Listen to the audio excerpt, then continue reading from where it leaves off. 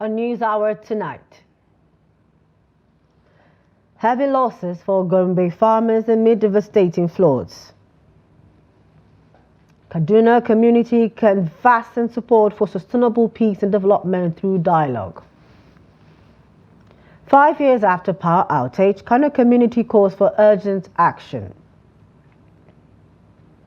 The foreign scene, Gabon marks year since coup of liberation with celebrations, reform pledges. Hello and welcome to Trust TV's News Hour. I am Chiamaka Nwafo. We'll start with flood-related stories over in Gombe State. Farmers in the Hina community of the Yalmatu Deba local government area of the state are counting their losses as floods have submerged thousands of hectares of land in the area. According to community leaders, the disaster has raised concerns among farmers and will possibly affect the food supply situation in Gombe State. They are, however, calling the attention of the relevant authorities to quickly come to their aid and enable them prepare for irrigation during the dry season farming as part of efforts to make up for the current losses. Trust TV's Hassan Kohli visited the community and filed in this report. The disaster started on August 18 when the community experienced a heavy downfall that lasted for hours. Many farmlands were submerged, with farmers unable to reach their farms to even ascertain the level of destruction. According to one of the farmers' leaders, it is estimated that more than 1,000 hectares of farmland have been destroyed by the disaster so far. You have seen for yourself how floods have destroyed more than 1,300 hectares of land. Most of us were just about to cultivate our crops before this disaster. We solely depended on farming to feed ourselves and the state at large. Considering the current state of the economy, we urge the government, especially the state government, to help us because we don't know what to do for now. I lost almost 1 acre of rice field where I used to cultivate more than 30 bags, and unfortunately, it is gone forever. I don't even know how to describe what happened. However, I urge the government to look into the situation. According to community leaders, the magnitude of the disaster is alarming, leaving farmers in their need of support from government and individuals. Many farmers have been affected. And generally speaking, some 1 hectare, some 2 hectares, some 3 hectares. So we are the receiving end of the trial by God. And I have that firm belief. That is why the federal government even has a ministry for humanitarian services. That is why we are making that personal appeal to bodies like the NEMA, SEMA, and their related responses. Even on individual basis, people can assist to come our own aid, as I did say. Farmers like Adamu Saleh, who solely depended on rainy season's profit for irrigation farming, say the development is a setback to their planned food production next season, urging the government to ensure transparency while supporting flood victims. I used to grow rice, millet, maize, and beans. When this flooding occurred last week, I lost 3 hectares of rice fields, 1 hectare of millet, and 1 acre of maize. That is what I lost to flooding. Most of us are using what we can earn during the rainy season to cultivate more crops in the irrigation season, and now we lost everything. Therefore, the state government should be extra careful when distributing aid to ensure real victims benefit. While assessing the disaster, the State Emergency Management Agency SEMA assured of support for the affected farmers. Considering the devastation, the magnitude of this flooding cannot be overemphasized because it affects over 1,000 hectares of land, as you can see. So on our own end, we are going to assess to see that the survivors have seen the light of the day. According to the National Emergency Management Agency, flood has so far killed a total of 179 persons in 15 states and displaced 208,655 others in 22 states within this year, with 107,652 hectares of farmland destroyed. Right behind me is a rice field which covers at least 3 to 4 hectares and being washed away recently by the flooding here in Hina. And according to the farmers, this included rice plantation, millet, maize, and many varieties from Hina. Lemal to the local government area of Gombe State, Hassan Kohli reporting for Trust TV. The National Emergency Management Agency NEMA says flooding has displaced no fewer than over 3,000 people from 5 communities in Zango Kataf local government area of Kaduna State. The NEMA Northwest Zonal Coordinator, Imam Gariki, who made this known in an interview on Friday in Kaduna, said the flooding that occurred on August 25th affected about 5 communities. He said the agency, in collaboration with the Kaduna State Emergency Management Agency assessment team, discovered that the affected victims had taken refuge with relatives in neighboring villages. Gariki also said household properties were damaged while some houses were submerged.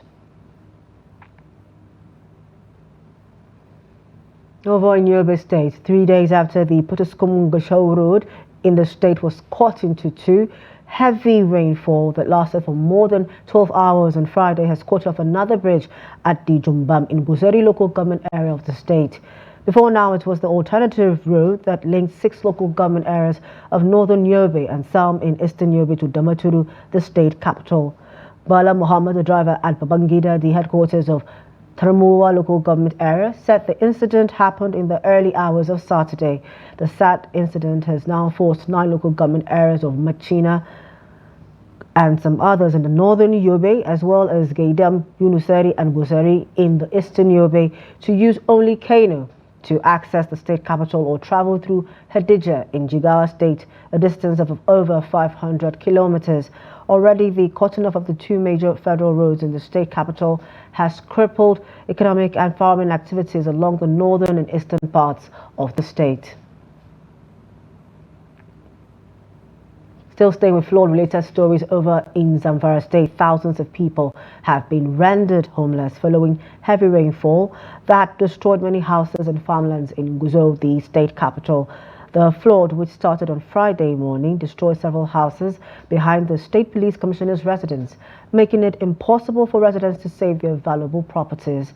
At Angwa Donturai, near the government house, the situation was pitiful as children were seen swimming in the flood and properties worth millions of naira destroyed. The situation attracted many people to the scene, with residents left perplexed by the ugly incident. It was also gathered that the Secretariat of the Nigerian Labour Congress in Gusau was seriously affected by the flood.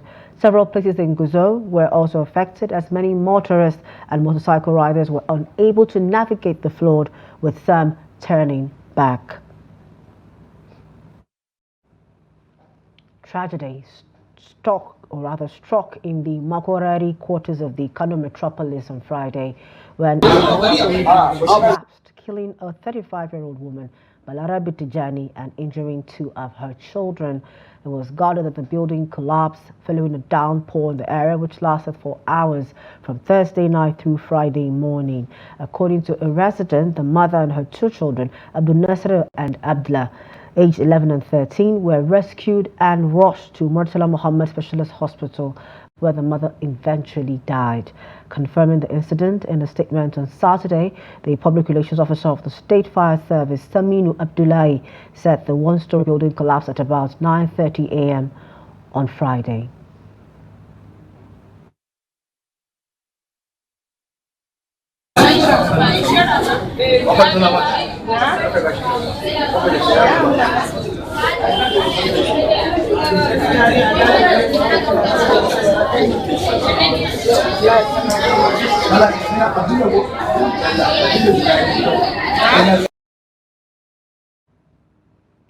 Residents of Kibia local government area in Kano State are urging authorities to address their ongoing 5-year electricity outage, which has severely crippled economic activities in the area. According to a report by Trust TV's correspondent Idris Jibrin, many small businesses in Kibia have shut down due to the prolonged lack of power supply. Here's his report. This is Kibia local government area in Kano State, a community of over 300,000 people, primarily farmers and small business owners. For over 5 years, this community has been disconnected from the national grid, leaving them in a total darkness and severely impacting their daily lives. We have been in a total darkness for almost 5 years, and we have tried our possible best to see how this electricity will be fixed. You can see all these poles that you are seeing, there is no light on them. Although small businesses that require electricity still exist in this village, many traders have resorted to using generators despite the high cost of fuel. Others are relying on solar power to generate electricity, struggling to keep their operation afloat. Well, we are actually using generator for over 5 years to keep our business afloat. And some of us are using solar electricity in order to generate electricity so as to continue doing our business. Community leaders say they have been trying for over 3 years to reach their elected representatives, but their efforts have yet to produce any meaningful results. Well, we have been trying to meet our elected representatives, and in fact, we have reached the Senator Kao Smaila and Member House of Representative Alhassan Rurum, and they said they are trying their best to see that this electricity is restored in this area. Any attempt to speak with local government authorities in Kibia were not successful. However, community members report that the Niger Delta Power Holding Company is currently working on electricity installation from the Gorzo axis. They are hopeful that the project will bring power to their area in the shortest possible time. Idris Jibrin, Trust TV News, Kano.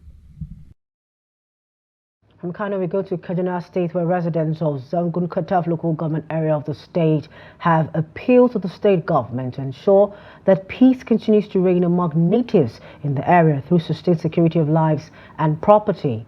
Representatives of the different tribes in the council area made the appeal during an interactive session following reports that some natives are fanning embers of hate to create misunderstanding among themselves. Bella Musa files of the report.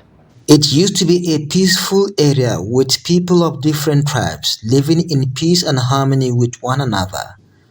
However, crises of immense and diverse proportions hit the region. One of them is the post-election violence of 2021 that claimed many lives and destroyed properties. While many are still yet to recover from some of these crises, these natives of Zangun-Kataf local government area are expressing worry over certain elements who are allegedly trying to incite natives in the area against one another. It is also pertinent to remind ourselves that mischief makers are being sponsored to deliberately distort the family relationship of the 4 major indigenous tribes of Zangun-Kataf local government, which is the political nucleus of Southern Kaduna Senatorial Zone. Some of these divisive statements are not only condemnable, but also an ignominy of dragging our local government and the Southern Kaduna region back to the conquered era of ethnic chauvinism. With the region is now ready to take a path of progress and development, resisting any incitement from such element must be taken serious by the different tribes in the area. Any attempt to distort the existing peace between the ethnic indigenous tribes in the Zangun-Kataf local government area will be vehemently resisted henceforth. The natives are appealing to traditional rulers as custodians of the people to quickly intervene and broker peace among their subjects in Zagwankataf local government areas. Bello Musa, Cross TV News Kaduna. From there to Plateau State, where the police command says it has arrested 3 suspects involved in one-chance robberies in Jos North and South local government areas. According to the police, its surveillance team attached to the Rantia Division arrested the suspects in connection with a case of phone snatching using a tricycle popularly called Keke Napep during their one-chance operation. Adomusa completes the report. According to the police, one-chance activities have become the order of the day in Jos, saying, however, that personnel of the force have been working to cap their activities in the state. While parading the suspect at the Rantia Police Division, the spokesperson of the State Police Command, DSP Alabo Alfred, said the suspects were arrested at Rantia Roundabout while attempting to make away with the mobile phone of a passenger. And we are very glad to let us know that they have just been arrested. The tricycle behind me here with PT number 17437 is what the young men, the trio, are using for their operation. Among the people arrested is one Peter Ezekiel, who is the driver of the tricycles, and also we have Kevin Monday, who is also their accomplice, who will just sit down in the tricycle and help the picker, one Umar Abu, to pick the phone from the suspect and from the victims. The suspect, who confessed to the crime, said this is the second time they are involved in the act. Last upper week, he now made me, he now said when he got the tricycle, that he wanted me to escort him. There is something he wants to do to get money. That it's all about money. I said, it's all about money. I said, since I'm at home doing nothing these 2 days, then we can go. So then last week Friday, he was able to get the tricycle. So he now said, let's go out. Maybe you can show me one man in the front that should carry the man. I don't carry the man. As we are going, he now say, okay, why you follow this side now? I tell you, say me follow the other road. I say, you don't make me carry passenger when you go this other road. Why you go say, okay, okay, come down. So as we are just going, I remove the phone. He say, see you. Let's go. Now he now make call to one man in Hamas, Azuka. You see. Now when they sell the phone. An taɓa yin ma ne, an taɓa yi mun nema na ji labarin cewar ga abin da yana faruwa an cire mun ni kaina an mun kafin ni ma na zo na kwatanta yi. Saboda zafin. I joined these criminal activities because I was once a victim. That is why I started too. The first time we went out, we succeeded. But during this second one, we were apprehended. Apart from that, I don't have money and I have many children. That is why I call my friends to start this one-chance crime syndicate. The State Police Command assure all citizens of the state that it will continue to do everything within its constitutional powers to ensure that all residents of Plateau State are safe. Ado Musa, Trust TV News, Jos. The Nigerian Police Force has again invited the President of the Nigerian Labour Congress, NLC, Joe Ajero. Also invited along with Ajero is the Secretary General of the Union, Emmanuel Obuaja. The invitation letter is dated August 28, 2024, a day before Ajero honored the earlier invitation at the Force Headquarters, Abuja. The letter signed by CP Rufus Alajide for Deputy Inspector General of Police Force Intelligence Department said the latest invitation is in furtherance of investigation into alleged criminal intimidation, malicious damage to properties and conducts likely to cause breach of public peace.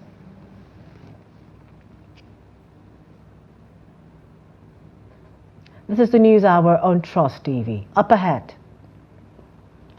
Women in Abuja find secondary source of income selling popular food products. More stories when we return. Please do stay with us.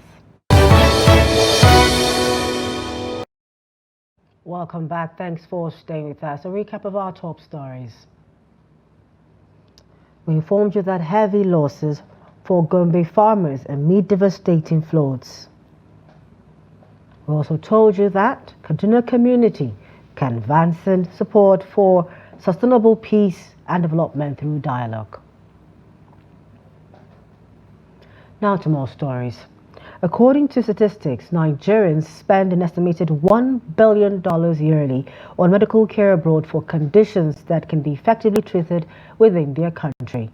Studies also show that an average Nigerian household spends up to 6% of its income on health care, with estimates even higher in rural areas.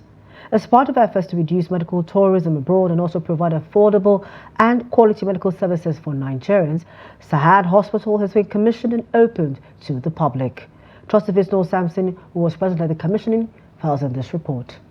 Sahad Hospitals is a multi-specialist hospital located at plot 1756, Cadastral Zone E27, Apo Resettlement Layout, Apo, FCT, Abuja. The hospital presently has 120 medical staff, 200 beds, 7 operating theaters, among other basic facilities which meet international standards, and with priority on affordable and quality health care.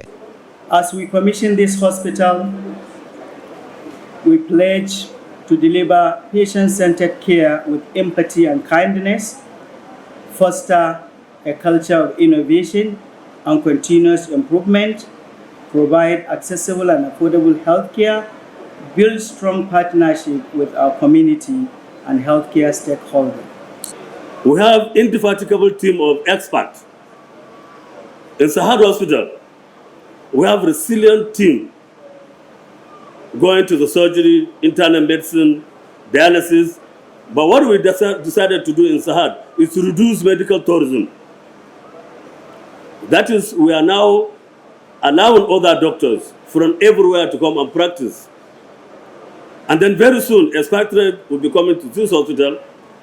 Our next line of action is to do kidney transplant, affordable prices. Present at the commissioning was Vice President Kashim Shettima, Minister of State for Health and Social Welfare, Tunji Alausa, among dignitaries, who spoke on the hospital's complementary role in government's efforts towards revamping the health sector in the country. This administration's ambitious health sector reforms, which have already attracted over $4.8 billion in potential investments, signals a strong commitment to revitalizing our health care system. These reforms are anchored on a comprehensive roadmap designed to address long-standing challenges. And central to these are 4 key pillars: transforming healthcare governance, improving population health outcomes, unlocking the healthcare value chain, and strengthening health security. The commissioning of this 200-bedded state-of-the-art facility is a testament to the unwavering commitment of a private citizen like our dear brother Alhaji Ibrahim Nijayawa, who has taken bold steps to complement the efforts of the federal government of Nigeria in improving the quality of healthcare to citizens of Nigeria. We don't have enough words to thank Alhaji Nijayawa for his philanthropy, good quality service. Wherever his name is involved, you are associated with quality service to the less privileged people without undermining quality. And I believe that Sahad Hospital will not be an exception. The higher the quality of health care that providers can deliver, the lesser likely it is that an individual would develop the same condition again. Individuals will also live healthier and longer lives because of this. And this is where Sahad hospitals say they're coming. Noel Sampson, Trust TV News, Abuja. Still staying with health-related matters over in Ogun State, the branch of the Nigerian Medical Association on Friday said it has suspended its 25 days strike action for 4 weeks to allow for peaceful dialogue and deliberation with government. LMA chairman in the state, Dr. Ogunjimi Lukman, made this known while speaking with newsmen shortly after an emergency general meeting of the association held in the state capital, Abeokuta. Lukman, who acknowledged the hardship caused to residents due to the government's failure to respond to doctors' demands, urged government yet again to maximize the opportunity for dialogue and do the right thing at the right time. The NMA chairman also said the issues brought forward are germane and should be treated with utmost seriousness.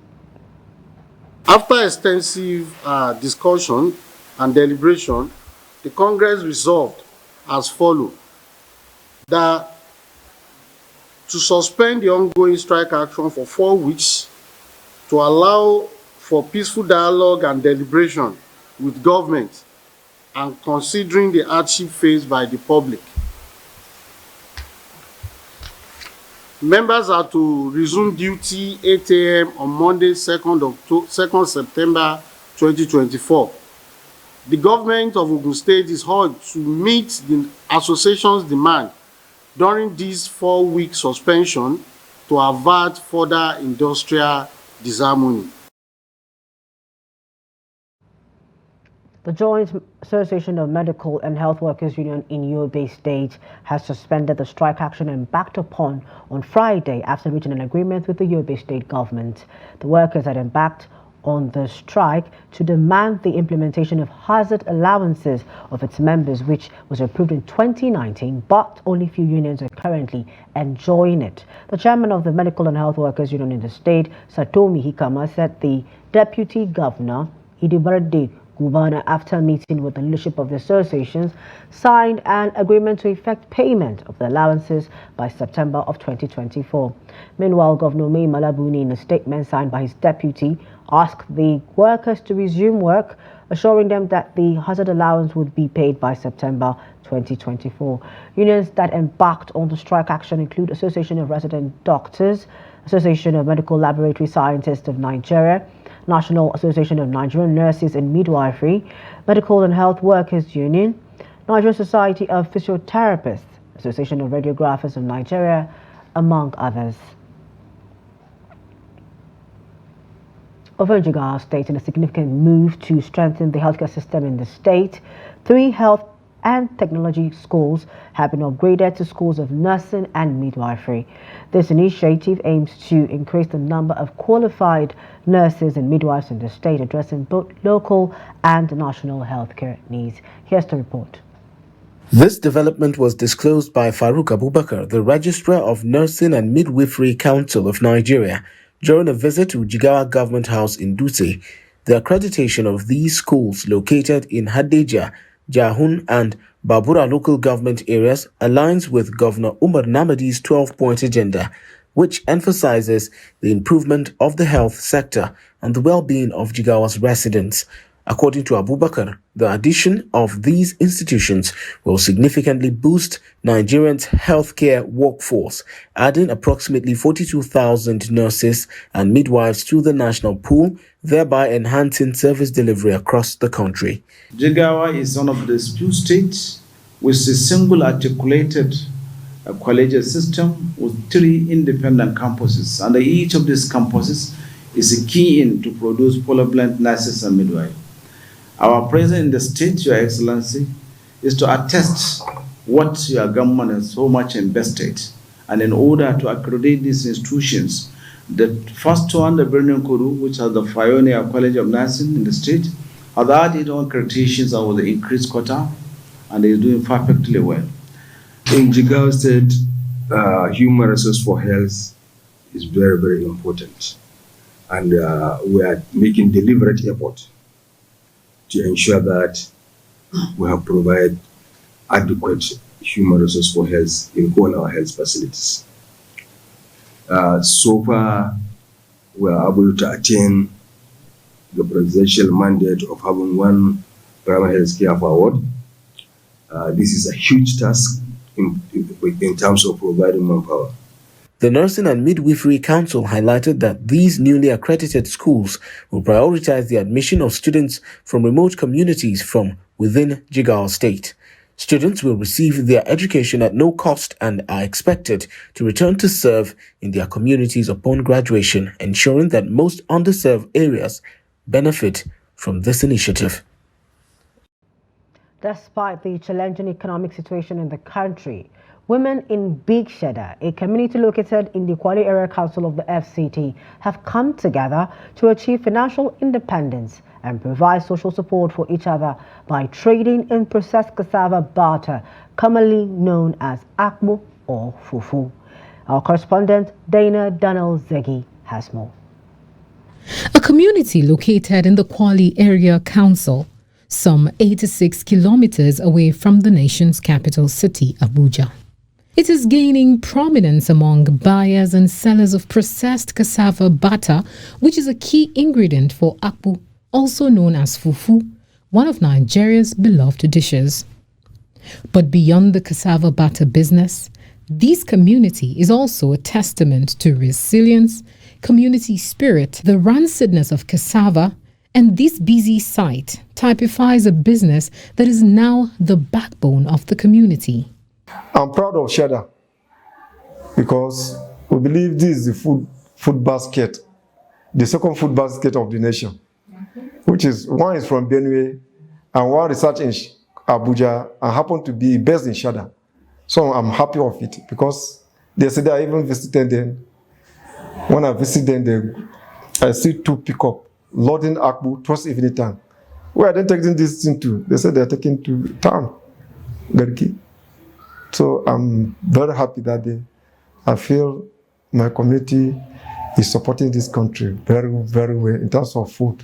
Behind the scenes of this community's contribution to the akpu or fufu market in Abuja and other parts of the country is a group of 85 women registered as the Akpu Women Association.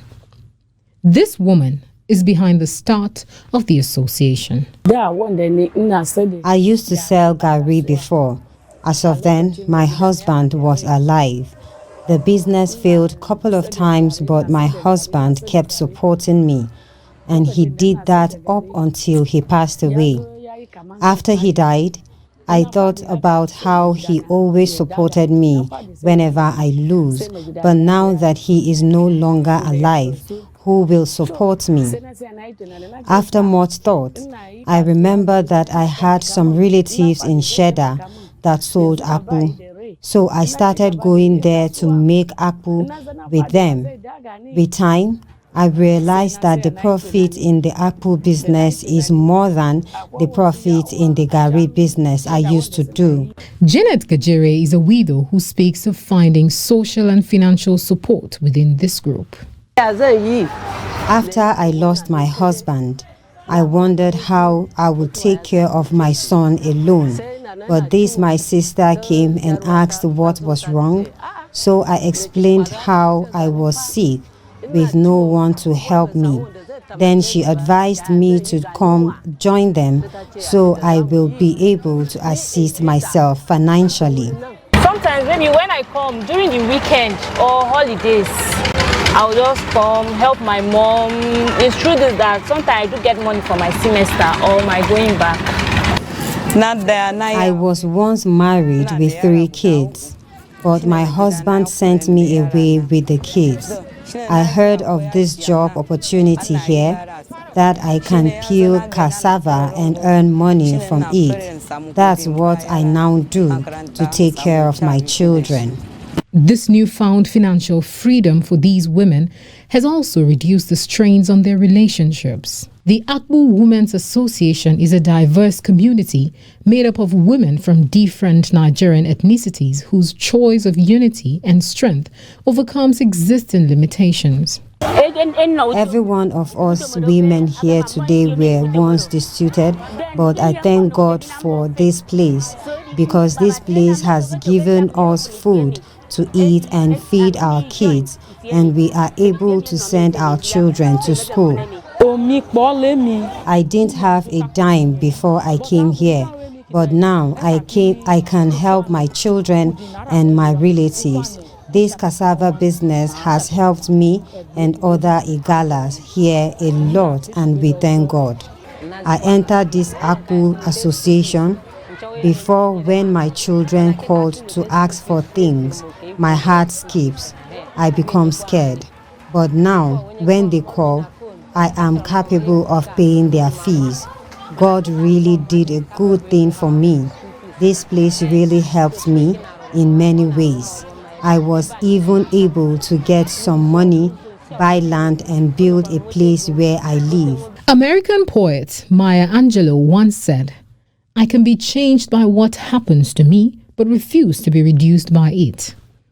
This statement is true of Justina and the other women whose tough experiences is now igniting hope and inspiring others to rise. The Federal Road Safety Corps on Saturday said 4 lives were lost in multiple road accidents that occurred in Ikeji-Arakeji, a town along the Ilesha-Akure Expressway in Osun State. Also, 20 other commuters were said to have been injured in the accident, which involved 3 vehicles. A video recorded at the scene of the accident revealed that one of the affected vehicles was burning, while some of the injured passengers lay in different locations close to the burning vehicle. Also, about 3 of the injured passengers were dressed in the National Youth Service Corps attire. Many of the injured passengers could be observed in blood-drenched clothes. When contacted, the FRSC Osun Sector Commander Taufik Shokumbi said the accident was caused by speeding. Shokumbi also said 3 female and 1 male passengers died in the crash, which involved 3 vehicles. Following the protest held by students of the University of Ibadan, Oyo State on Friday over the hike in tuition fees by the institution's governing council, the management of the institution has directed all students to vacate the campus. The students during the protest carried different placards with inscriptions such as, "We say no to tuition hikes," "The management is insensitive to our plight," and "Our parents cannot afford the new hikes," while they blocked roads leading to the campus. Following the demonstrations, the institution, in a circular dated August 30, 2024, and signed by the Registrar G.O. Saliu, directed the students to vacate the school premises by 2 p.m. on Saturday, August 31st, stating that the school will be shut for 3 weeks.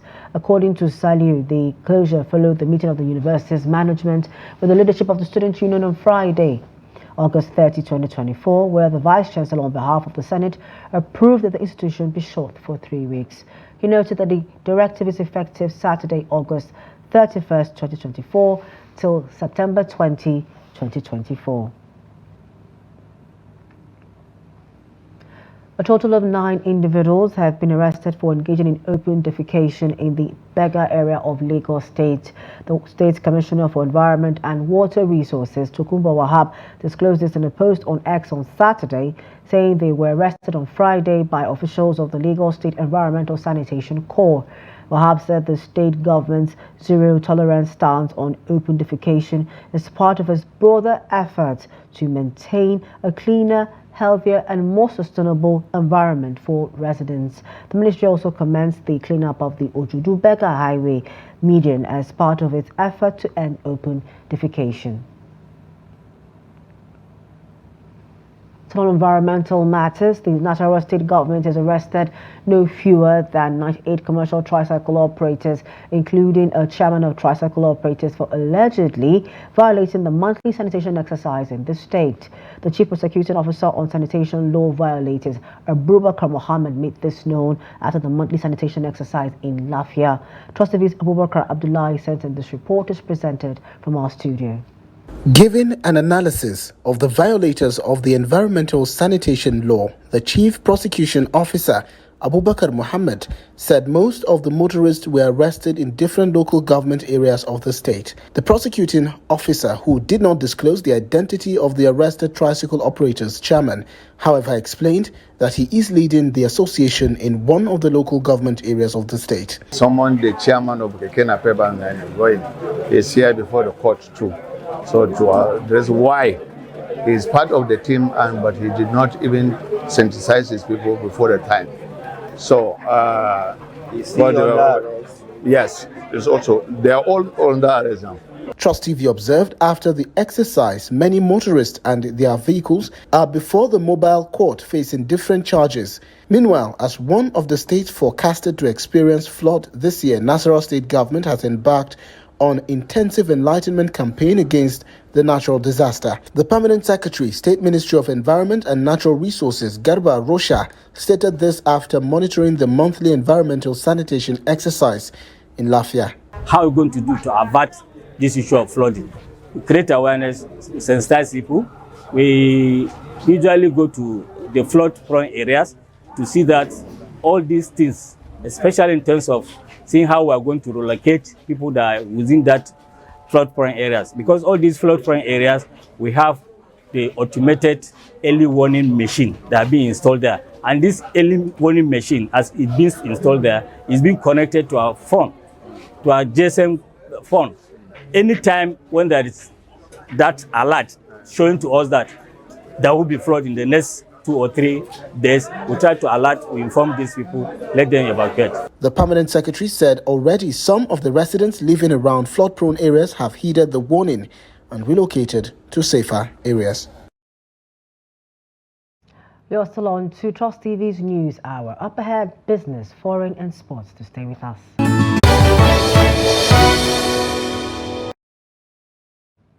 Welcome back. Thanks for staying with us. Let's get to business. The federal government, through the Bureau of Public Enterprises and Electricity Distribution Companies, DISCOs, have signed an agreement with firms to supply and install over 1 million smart meters across Nigeria.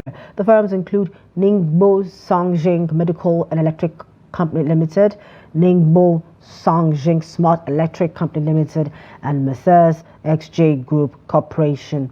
According to a statement on Friday by the Transmission Company of Nigeria, TCN, the signing ceremony took place at the BPE headquarters in Abuja. The Chief Executive Officer of TCN, Sule Abdulaziz, represented by Ajiboye Oluwagbenga, the Executive Director of Transmission Service, described the project as a significant step in bridging the 7.1 million meter gap in Nigeria. In business, equity investors gained a total of 349 billion naira week on week as the Nigerian Exchange Limited NGX market capitalization appreciated by 0.63% to close the week. Specifically, the all-share index closed at 96,579.54 basis points, having opened at 95,975.45 points, while the market capitalization, which opened at 55.129 trillion naira, closed at 55.478 trillion naira. The positive performance was driven by a rally in the stock of FBN Holdings, Ecobank Transnational Incorporated, Stanbic IBTC, Uando PLC, Total Energies, among other key drivers. Also, 56 equities appreciated in price during the week, 26 equities depreciated in price, and 69 equities remained unchanged.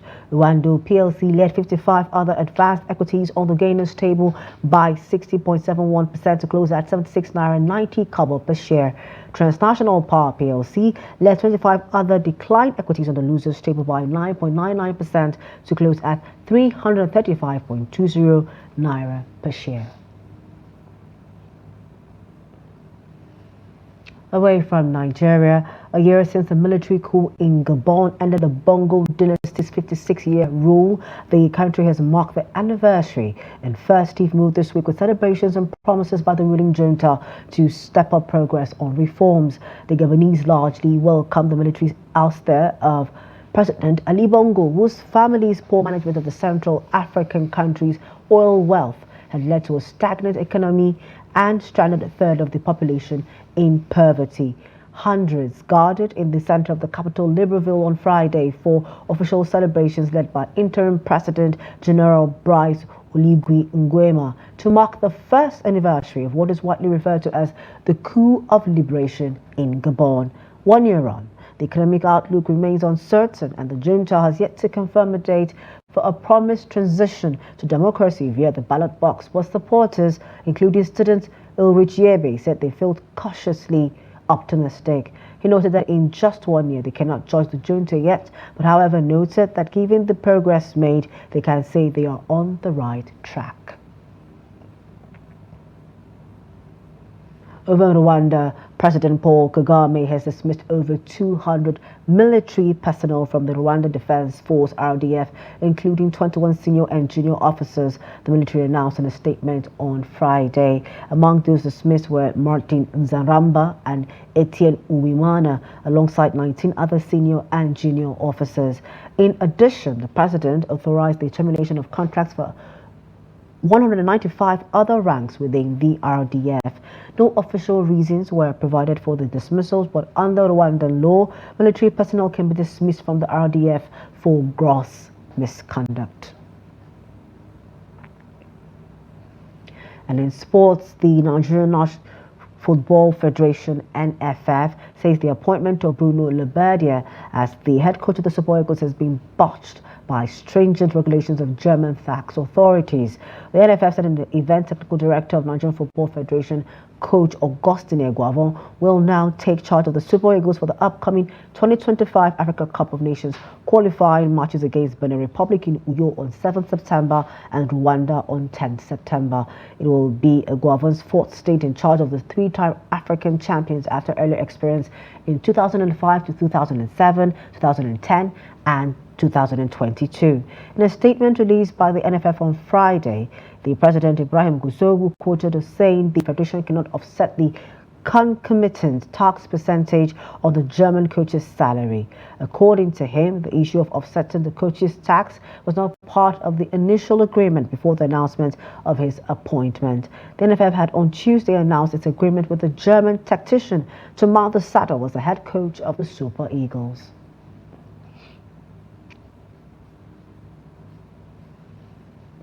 And in sports, Victor Osimhen will remain at Napoli after the Serie A club and Premier League side Chelsea failed to reach an agreement for the Nigerian striker before the summer transfer deadline. According to transfer expert Fabrizio Romano, negotiations between Napoli and Chelsea broke down late in the window, leaving Osimhen in a difficult position. Romano had on Thursday said Italian Serie A side Napoli have reached an agreement with Saudi club side Al Ahly for Osimhen. According to him, the deal was worth 75 to 80 million euros. He also said Osimhen would be signed into the club side for 4 years and will be earning 25 to 30 million euros per season. Romano, however, added that the club side also included an affordable and easy release clause for Osimhen as part of their proposal, and it is lower than reported 100 million euros. Before we go, here is a kicker.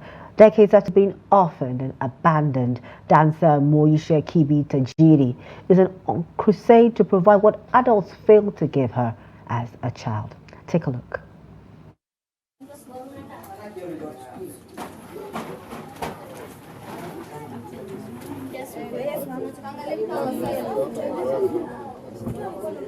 I was a street girl for some time, and I didn't have anyone at that moment after my parents passed away.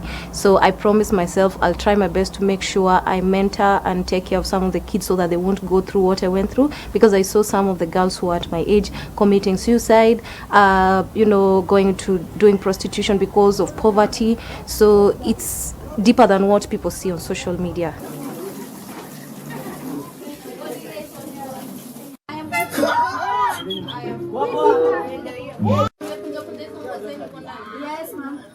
Wants to change lives. So whenever we go to perform, the money that I get, like 80% of my money, I used to channel it to these people. So I try to go and talk to, I'm not rich or something, but I go and talk to these schools. Hey, in each county, I know there are 50 schools. So out of these 50 schools, I know when I go to talk to all of them, 5 or 6 will accept. So I don't give up. I don't give up at all.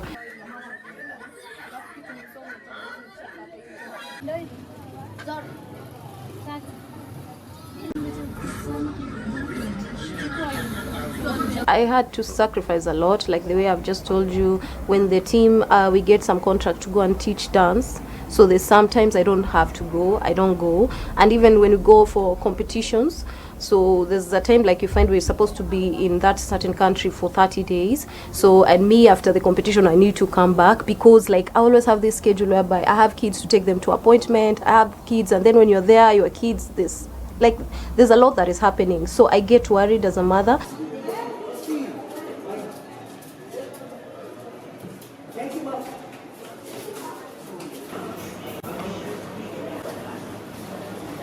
Most of my kids, they have gone through a lot. Some of them, most of them, they were street kids. Most of them, they have seen their parents dying, those kind of things, and it has tortured them mentally. So that's the first thing I wish my kids, when they go out there, they know like they can control them mentally. It has given them peace. So that is one of my biggest wish. And also to do the same, to have the same heart, like to give back.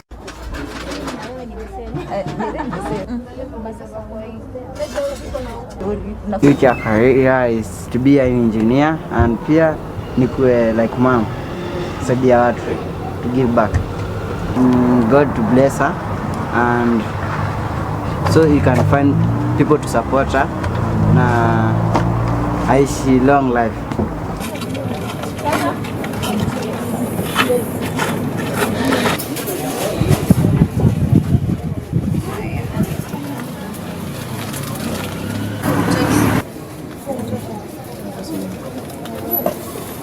What I'm getting from dance is not enough, because these kids, you can see they are growing and all those kind of, every day something is needed.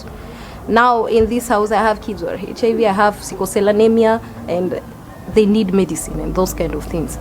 Yeah. And paying rent, like right now, today is date 2, date 3, the landlords will be on my neck, you know. It's like, hey, December, man. So yeah, those are one of my biggest challenge, and also food stuff.